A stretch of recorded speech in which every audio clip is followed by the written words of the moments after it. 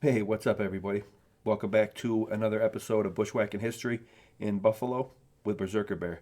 So, what are we doing today? Well, we're going to rehash the preview. This will be effectively a preview part two. If you're following along with me on my Instagram, which you can get to on my channel, you know what's going on there. But we're going to learn about the Skajakwita Creek today a little bit. We're going to read some of this article about the history of the actual Skajakwita Drain Project, the need for it. This is an article from the 20s. We're going to read from this and show the construction history of the Skajakwita drain. We'll learn the necessity of it. We'll give context for all these pictures. I've been here before. We'll show a little clip of that. This is from my bushwhacking bike ride through the Queen City and field work at Forest Lawn Cemetery. I'm going to show a clip of that. I'm with my buddy Robbie. People have been through this tunnel before. This is from quite a while ago, but this is what I'll expect to see when I'm in there. So we're gonna, I'll leave all these links in the description below. But if you're interested to see these pictures, you're more than welcome. So again, I'm expect to see this type of stuff when I'm down there. But again, I'll leave these links in the description below. Another article and pictures about what's to expect down there.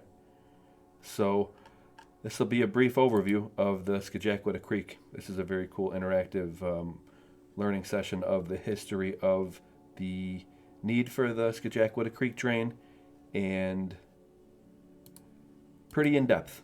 I'm not going to go over this, but I'm going to make it available for you because, like I said, I don't want to go too long-winded with this. I'm just going to present where we're at. But let's get an establishing shot of Buffalo, and my ambition is to let's zoom down in to Delaware Park. And let me turn the layers off so a little bit easier to load quickly. Like I said, I've been here before in that video that I just showed and alluded to with Robbie, but this is the area where we're going to go. And there is a tunnel here that goes underneath all the east side and pops back out to this channelized section over here. If you can see it right of screen. The Skajakwita Creek. Now, this is where it pops back out. This is where we can expect to see daylight when we do trek through this. But I've been doing some searching here, and this is it's called the Hillshade map, but it's effectively LiDAR. What's going on under the surface now? If you zoom in here, I'm also going to show. There's some maps that give a diagonal of where the tunnel goes underground and comes back out, but that's not the actual true pathway of the tunnel. And we can see that through this map. Now, you say, what's going on here? I do a lot of sleuthing around, and I'm not always presenting it, guys. So again, I appreciate your patience because I'm always researching. The presentation component of it adds more work, but I love doing it. And actually, as a matter of fact, as I'm doing this right now, I kind of miss this type of hip fire research. But anyway, what we're looking at here is, you can see the Erie County and New York State creek watershed. I can toggle it on and off, right? I just find this stuff as I'm sleuthing about. Now, if you notice how the creeks and streams tail off outside of the cities, effectively. Well, not outside. As you zoom back in and you wonder, like, do they all tail off? No. We're going to show how they get put underground as the city grows. You have a need for that to avoid, 100-year flooding and all that. So you got a couple main creeks coming in and surrounding Buffalo. To the south, you have Cayuga Creek, which turns into the Buffalo River, or Buffalo Creek. And then Ellicott Creek to the north. Now, Skajakwita kind of runs straight through. Okay, now it's not really delineated, which is kind of weird. But you can see it right here, Skajakwita Creek. My mouse is kind of small, but whatever. So this goes all the way out. If you follow it all the way out, it begins out in Lancaster. When it comes into the city, notice the channelized section right here. And there goes that tunnel again. Now it's delineated on a higher elevation with the diagonal. But if you actually zoom in, check this out, y'all. You actually do see the true path. Let me turn off parcels also. This is a really cool interactive application as well. Land plots on and off. tunnel. Check it out. Okay, so this is Delaware Park where we're at. I'm going to show a clip from back in the day, me and Robbie being there. Go check out that video. But this watershed, New York State USGS, shows the true path of the tunnel. So we can expect to be going underneath all this stuff, guys. And I'm going to have a GoPro with me. Just going to record it. I think we're going to loop that. I'm going to try doing it with Robbie and my other buddy Dave, who you met from my last live, talking about the Niagara River. I'm just trying to stack this this research now. Get this out, showcase it, the history of it. Like I said, we're going to read the article right quick and understand how this creek got named, but we're going underground here. And the Humboldt Parkway itself, okay, this thing, let's get an establishing shot. Okay, yeah, this is Via Maria College. It goes underneath this thing too, and it also goes underneath the Humboldt Parkway, which itself is not underground, but it's subset into, where is it? Here we go. Sorry. See if I can get a 3D, give you guys an idea how this is kind of into the ground. Now that tunnel, I'm not sure exactly, it's going through here somewhere. I kind of lost my place, but picture in your mind's eye, guys, that tunnel that I'm going to be trekking through actually goes underneath this subset expressway in Buffalo. I can't wait to get in there. So expect that. Let's back up here, and yeah, the LiDAR shows. Does the LiDAR show the true path? No, this just gives a rough diagonal. I believe the actual mileage from the tunnel is like 3.19 miles, of course. But okay, this is the stream relief map, and you can see, you follow it, following it. And lo and behold, oh look, Skagway Street. The Berry Tunnel runs right underneath it. And as stated,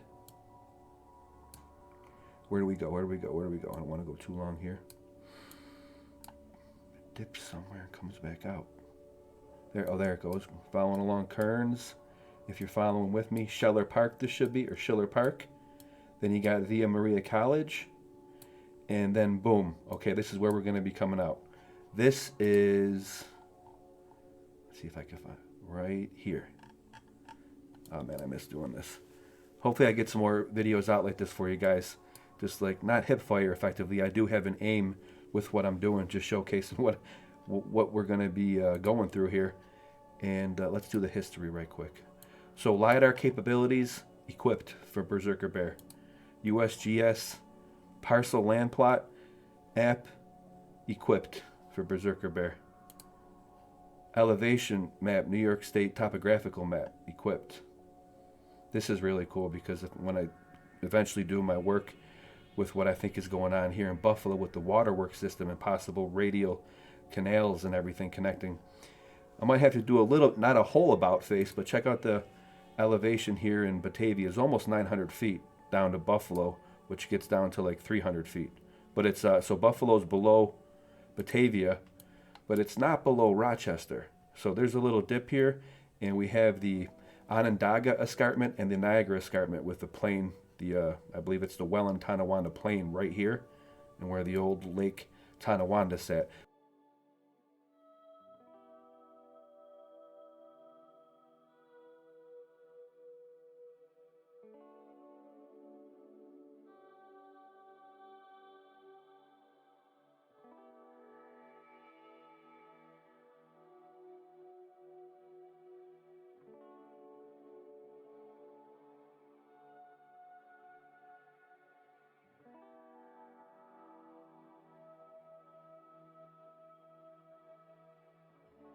So I don't want to give you too much information. This is a lot. This is a mouthful, but I do have all of this information equipped for me. I'll leave this link in the description, because once we read that article, you're going to want to watch these at least these top 2 videos about rivers. Very interesting. Shout out to that channel. It's amazing. I've shared it before, again on my IG. He discusses fluvial geomorphology, which is effectively what we're talking about here when we do stream runoff, creek stream, river runoff. And maybe we'll close out at the end with letting you guys know that you can support me in a monetary fashion if you feel so inclined. Going forward, I can assure you that it will go towards my efforts here in Bushwhacking History for sure. I got Patreon, there you go, and you can now join membership here. Sleuth Apprentice, $2 a month. Sleuth Journeyman, $4 a month. Sleuth Master, $6 a month. So that's my shameless plug. And let's get back into Sleuth and Skajackwada Creek. So with that, kind of fitting to segue from the membership availability and Patreon to just saying a big thanks to you guys. I love the comments that I get. I do try to respond to all of them, and this is my most recent preview of the Skajackwada Tunnel. We'll get into the book where I don't have, not many of my books at all mentioned Skajackwada Creek, so I couldn't present that, but I do have an old high school geography book that I want to make available to you guys as far as you being able to check out. Look at this, 1911. Real quick, let me just show you. I'm not sure the best venue. I want to make it more interactive for my followers or my subs to make this. I'm not sure if it's like Twitch or if I set up a server on some other app. If you guys can help me out, let me know in the comments below. Instead of going over and reading all this right now, which is what I was initially going to do, which is like, oh, this is not the actual geography of what they were teaching in 1911. And this is from my great-grandmother, Frances. Again, I share my books. My data is your data. But if you could leave me comments on how to best to share this with you, if it's just leaving a link to my Google Photos, that's kind of cumbersome. I wouldn't mind doing that if you guys want to have this data available to you. I aim to do that more with my work going forward, because I got lots of data, a lot of books to share with y'all. Look at this, here we go. Alluvial plain, alluvial fan defines it, alluvial cone. So let me know what you guys think, the best way to get this data to you. Very interesting and informative information here. Very young plain, mediocre, medium plain, old plain. Look at how the thickness, it gets eroded down. This details all that for you guys. Okay, and this is specifically interesting, this section right here, but that takes us to the end of what I had available. There you go. Let me know what you think. My data is your data. So, okay, the text. Let's learn about Skajackwada Expressway now. Let's also correlate with the old maps here. Okay, now this is 1880 Buffalo, and where, you ask, is Skajackwada Creek from where we're looking at right now? Let's go back to, right quick, Google Earth, zoom out, and show you what angle we're looking at the city from in the 1881. Okay, this is a more zoomed in of downtown. So, I don't like how Google Earth changed up there. It's more zoomed in. Okay, 1880 is like this. And then we have now this is, I believe, 1888. And how do I know that? Well, where I got it from is the Library of Congress website right here. And here's the actual link right here. I'll leave this in the actual link to these three. It's Panoramic Buffalo if you do a search, but you'll find it. I'll leave it in a link though for you. I'll leave the link in the description below for you. Again, here we go. All roads lead to Buffalo, 1888. And you get a little bit lost here. It's a little discombobulated. This angle is like this.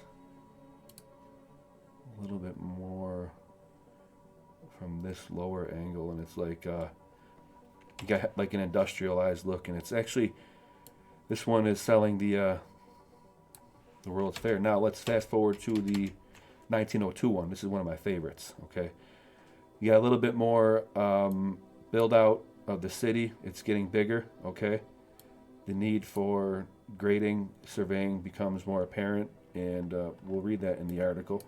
Stick with me, but Skajackwada Creek is more visible here, excuse me, where it's necessarily not in the 1881. Okay, because we got the zoom in. Oh, there goes the pew. We're not looking at that right yet. Oh no, did I just close the 1881 out? Bear with me 1 second, folks. Well, I guess we don't need it because it doesn't show it too much. You can look up for yourself. The 1880 map doesn't have a good angle on the Skajakwita Creek anyway. I just want to show you, give reference for in 1902. Skajakwita Creek, if you're looking and can discern, skirted the Pan American Exposition. Now, I'm not getting into that right now, but just so you know where it is. And here goes Forest Lawn Cemetery. We're going to show that clip before I read the text for you. But here I like to do, I've done this before. As a matter of fact, I've done it in the video I'm about to show you with Robbie and I, who were there way back in the day. But this is Forest Lawn Cemetery, and where it goes underground now, back in 1902, it was a stream. And using that USGS, the stream and creek thing, which I love doing this. I followed the Skajakwita Creek all the way out, and wouldn't you know, it pretty much starts at a street out in Lancaster. And that's what I like to do here on my channel, is at least, if you don't find it interesting, I appreciate you sticking along with me thus far, but maybe you learned something, okay? So we got LiDAR capabilities going forward. Let's nix that. And yeah, so again, you can check this out. It'll be in the link below. This is very cool. An awesome application for not just streams and everything, but parcels and all that. So very good tool for doing what I do. Elevation map. Let's nix both of these. Give myself some processing power. This will be in the description below as well. And if you like fluvial geomorphology and the flow of rivers downhill, look into that. One of the classic examples of this is channel straightening. In cities, we often disentangle streams to get water out faster, reduce the impacts of floods, and force the curvy lines of natural rivers to be neater so that we can make better use of valuable space. I can show it in the stream table by cutting a straight line that bypasses the river's natural meanders. The impact of straightening a river is a reduction in the channel's length, necessarily creating an increase in its slope. Water flows faster in a steeper channel, making it more erosive, so the practical result of straightening a channel is that it scours and cuts down over time. It's easy to see the results in the model.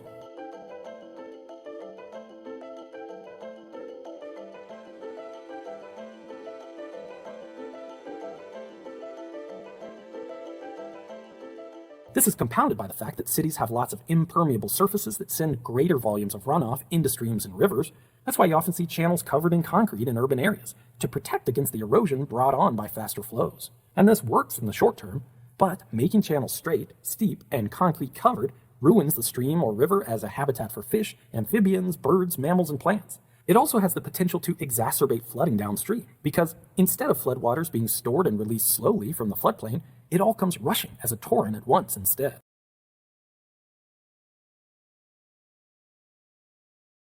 Okay, Skajakwita Creek. Let's read a bit of this. Shout out to this blog, actually. There's I believe it was a lady who wanted to discover Buffalo one street at a time and put together this very informative blog. Now you can read the history of where the Skajakwita Creek runs. I showed you where it ran underneath the actual, she details that, how the tunnel itself runs under Skajakwita Creek. And we know that from researching history. Things are named what they were formerly, or buried over creeks. But what's interesting is this gentleman, who it was named after. This guy's a legend. Let's read this briefly. And again, I appreciate your patience. I find this necessary to give context historically. So the creek is named after Philip Kenjockety. His name was also spelled Kenjockety. There's a couple different spellings. Check this out, though. He was also known as Skajakwita, meaning beyond the multitude, which was also spelled Skandakwiti, and a whole nother spelling, or Konjakwiti. There are estimated to be as many as 90 different spellings of the word. No wonder we still have trouble spelling that word today. One of my favorite Buffalo jokes, this is hilarious. How do you spell Skajakwita? The answer? 198, because that's what it's delineated as on for number-wise. The Skajakwita is the 198, and that's hilarious. Local joke there. That's great. So the Seneca name was commonly Ganogatgi, meaning after a peculiar kind of wild grass that grew near its borders. The grass was important to early settlers because it was used to create woven baskets, fishing nets, and supplies. Philip had come to Buffalo with the Senecas shortly after the Revolutionary War, when they were driven away from the Genesee Valley. Philip's great-grandfather was a member of the Kekwas, who once lived in western New York. Now let's zoom out a second here. This is a new term that I learned when I was going over this article and prepping for this. Never heard of the Kekwas. I'm familiar with the Wenro, and we've detailed that before with Robbie at the Neuter Fort from my previous episode. But this is a new term, so I got it written down and follow up for later. So the Kekwas were overtaken by the more powerful Senecas around 1651. That lines up with when they took over, like I just cited. The Senecas also took over the Wenro in about 1639. This is all encompassing in the Beaver Wars, guys. So I've done that, again, previously with Robbie at the Neuter Fort. Did a little bit of an overview of all this. Survivors were adopted into the Seneca Nation. Very similar thing happened with the Wenro and the Hurons that were here scattered about. Philip's father, John, became chief of the Seneca and was part of the influence which brought the Seneca Nation to the banks of the Niagara River, boom, full circle, near what became Skajakwita Creek when they left the Genesee Valley. Philip was born near the Tonawanda Reservation and lived in Fort George during the Revolutionary War when he fought with the Senecas against the Americans. Philip died April 1st, 1866, at Newton on the Cattaraugus Reservation. When he died, the Courier reported at the time that he was the oldest resident of the region. Some accounts listed him as 120 to 130 years old. That's what I mean, what a legend. But it was generally believed that he was nearly 100 when he died. We'll round up. What a legend. He probably had one. We're promised 120 here, huh? Okay, his mind was clear in his old age. So much of the early history of Buffalo was gathered from Philip's stories. That's awesome. I love that. So then he got War of 1812. I want that, men killing men, yada, yada. I don't mean to gloss over it like that, but I'm looking more for history of the Skajakwita Creek itself. By 1902, the area around the mouth of the Skajakwita Creek, here we go, had become a city dump. Now, at this time, in 1902, well, like it's saying, this is Buffalo 1902. Here we go. At this time, Skajakwita Creek was becoming a dump. And it's right around the time of, 1901 was the Pan American. So just keep that in mind, all right? The area was a popular place for moochers to rifle through the discarded waste of the city to resell things. Of the Skajakwita Creek dump, it was written, once it was a picturesque stream, but here its glory is departed. It has banks of ashes 6 or 8 feet high, and between them flows a noble stream in sluggish, dirty current. Its channel obstructed by peach baskets, bottomless coffee pots, kerosene cans, bed springs, tin cans, and other materials the moocher rejects. In 1899, the National Motor Transit Company entered into a 1-year contract with the Park Board of Buffalo to operate an automobile transit service to travel along what would become 60 years later the route of the city's first intra-urban highway, the Skajakwita Creek Expressway, which is there now, which is the 198. So that's interesting. A little story, I would say, check this out when I read this one. And this one ain't too long, because this is from 1923. But as far as the flow goes, I figured that we do this one first. Okay, historically, Skajakwita Creek was shallow, wide, meandering creek. Over time, the creek was channelized. And I showed that already in the feature that marks the exit of the tunnel, how it's straight like that. Keep in mind channelized for a term, okay? Oops, excuse me. Portions were routed underground in 3 areas. Residents would use the creek to dump their waste, creating a public health issue in the stagnant water. Boom, there you go. Putting the creek underground would help to resolve this issue. and created numerous pocket parks along the former length of the creek. The largest tunnel was created at the Skajakwita Drain Project. Boom, that's it. In 1928, this project buried 3.5 miles of the creek from Pine Ridge Road to Forest Lawn Cemetery. A portion of the buried creek runs under Skajakwita Street.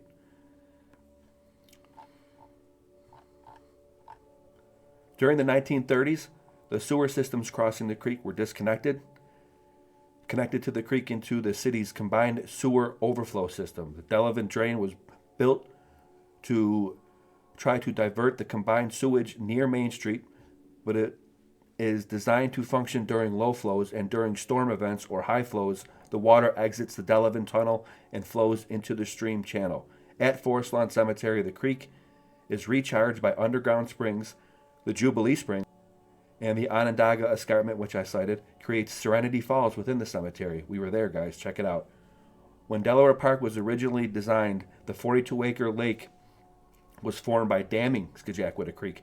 As part of the expressway construction, park portions of the lake were filled. So there's a lot of terraforming going on here, guys. The lake retains a little of its original shoreline. During the 1950s, the lake was declared a Department of Health hazard and was closed to the public due to sewage overflow issues. The creek was rerouted to separate it from the lake in the early 1980s. Buffalo, Niagara River Keeper, and other organizations are working to restore and provide environmental restoration to the creek. So the next time you drive over Skajakwita, think of Philip Konjac and the highway that were never built and a creek that's been buried. To learn about other streets, check out the index. There you go. This is the blog, yeah.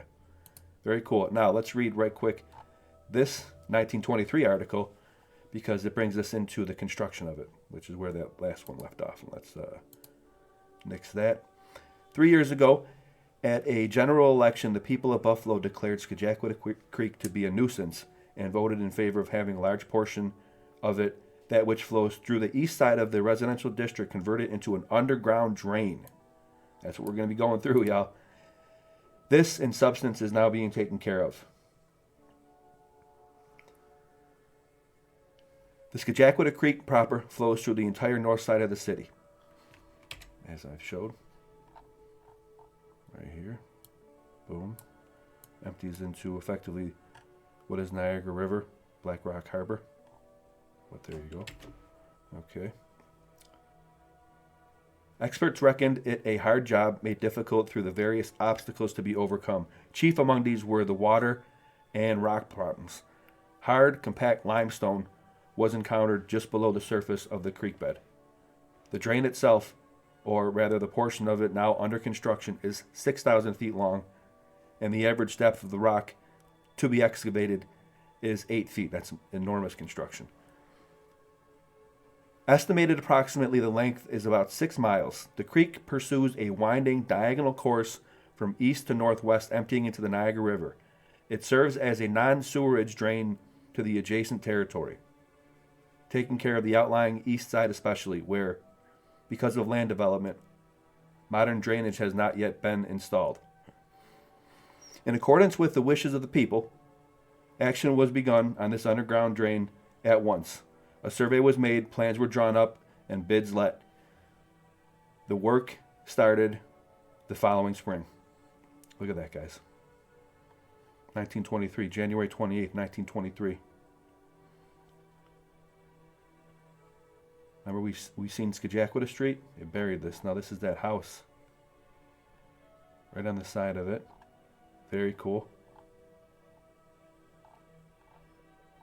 I'll leave all these links in the description, guys, for your own follow-up.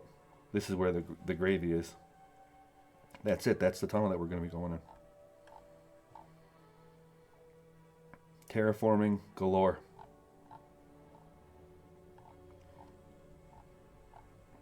How cool is all this? So if nothing else, it's a quick overview. Hope I'm not getting too long. Look at this. Is unbelievable. They're pouring cement from up here down into here to the base of the tunnel, that which I'm going to be walking on. This is so cool. Looks like an old school donkey engine. Okay, the drainage area of this creek is 22.40 square miles. During the summer months, the volume of water handled is very slight, but during the wet season, the depth increases to as much as 8 feet. Estimating the width of the creek bed at 45 feet, one appreciates that the volume of water carried by this creek is considerable. In drawing up the plans for this work, Metcalf and Eddy consulted the engineers of Boston, Mass. After carefully studying the project, submitted the report for 3 different types of drains as practical for the work of this kind. The first type was called the dish bottom drain with sidewalls but no roof. This was not recommended. City rejected it as scum and refuse would collect on the surface of the water in warm weather. Also, the drain would form a breeding ground for mosquitoes, which is definitely true. That would not be most efficient. It would also have been necessary to bridge all street crossings for traffic purposes, thus entailing further expenses. The second type considered was a flat bottom drain with sidewalls and an arched roof. The dimensions of this drain were considerably smaller than those of the first type, and it necessitated a detention basin covering, say, 500 acres of land at the upper end to take care of the abnormal flow of the water, which this drain was incapable of handling during the wet season.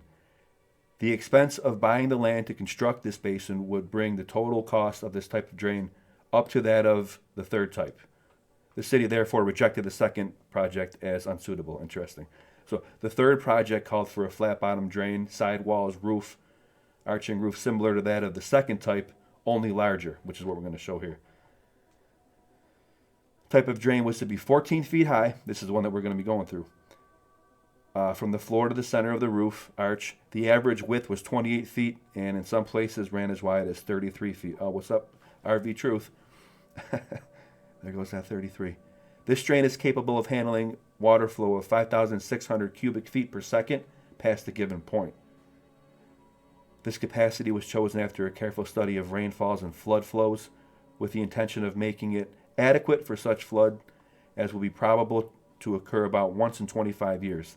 After the district has reached such a point of development as it may attain in about 25 years. With the development in its present status, the critical flood would probably be met only once in 50 or 100 years. This is the drain selected by the city of Buffalo for Scajackwada Creek. And that ends that article, guys. So enough with the reading. This is a cool picture. I'm not exactly sure where this is or what building this is going under, but it almost look at old foundational. Well, I don't know if it's old foundational supports or whatever. I mean, that's what I aim to look for. There's been people that go through here before, like I've shown, but maybe not people that go through there with the eyes that I have, looking for old infrastructure maybe or signs of old canals, you know. But this is a cool picture because it's almost like dystopian, you know. Very cool. Working on the roof, pouring concrete on the roof. And that's that article. I'll leave that in the description.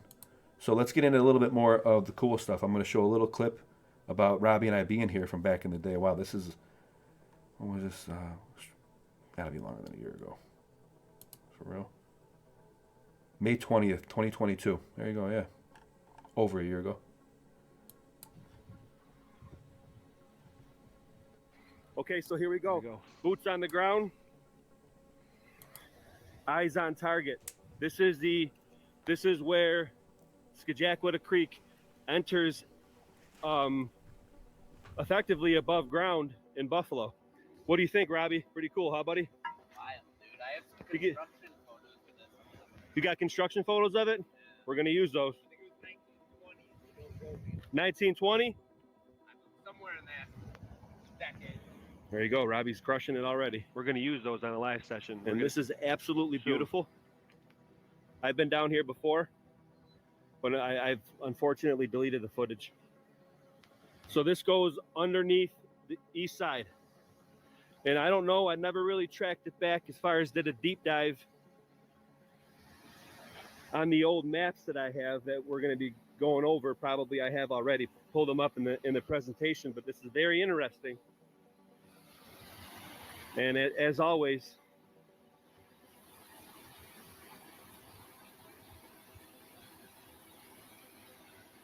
I definitely feel a draft of air. I mean, this almost It makes me feel like the a door to Moria or somewhere in the. I feel like we're in Middle Earth somewhere. You know, Right. like Gandalf's gonna come walking out of here, or the Balrog.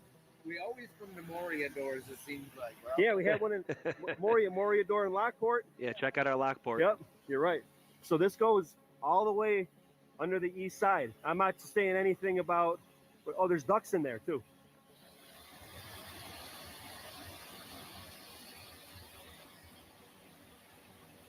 Old infrastructure, old architecture. Well, more infrastructure and foundations. It goes like straight for maybe like 200 feet and then cuts a left. Looks like. Robbie's got those keen eyes. You can see it from up here. Oh, I could see a little bit into there, yeah. Oh, there you go. So let's just show right now where we are. And okay, we already went over that, and check that video out. That'll be in the description as well. So that was I guess we can probably tail it there. You can go through these pictures in the descriptions or the links below.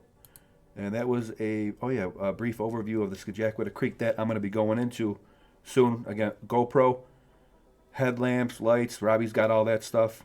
My other buddy Dave might go with me. But again, let me track back to my supporters and my followers, because I really appreciate everybody who lays comments, who watches my videos and gives me thumbs up. I wish to be doing this more I could only be grateful to do the work that I'm doing now. Okay, but if I want to do it further going forward, possibly for a full-time thing, well, you have the opportunity to support me monetarily. Again, if you feel so inclined, I'll shamelessly plug myself again. This link will be in the description below. Going forward, you'll be able to support me Patreon-wise or memberships on the channel. Okay, thank you very much in advance. It will all go towards making the product that you see here on the screen much better. And I always try to share what I'm researching. Okay, so again, I appreciate it, guys. But Don Joey is a channel. He goes around this area, Western New York, and does some really cool, exciting stuff. Check him out. Let him know who sent you. And everybody else, I really appreciate you. Gen X Granny, thank you. Bogdan's World, thank you. Skull Asylum, been around for a minute, thank you. My homie Brees, been around for a minute, thank you. Canna Dummy, been around for a minute, thank you. Rob Files, always supporting, thank you. Morning Glory, always there. I really appreciate and I'm grateful for all your guys' support and everything. So thank you very much. If you wanna support a little bit more directly, I'm here at Bushwhacking History in Buffalo, Patreon, and then memberships. So that was a presentation of the Skajakwita Creek. I hope you liked it. And next time I'll be seeing you, hopefully we'll be at that Moria door like I just cited, and we'll be going into it. So that was a quick hitter, well, semi-quick hitter. Bushwhacking History. It was good to be back and sharing the data with you. So check me out on Instagram. You can get there from my YouTube channel. There we go. Odyssey, Instagram, Twitter. There you go. For in between episodes, my research, you can check me out there, okay? And I'll be back. God bless. Keep it sleuthing. I'll report back.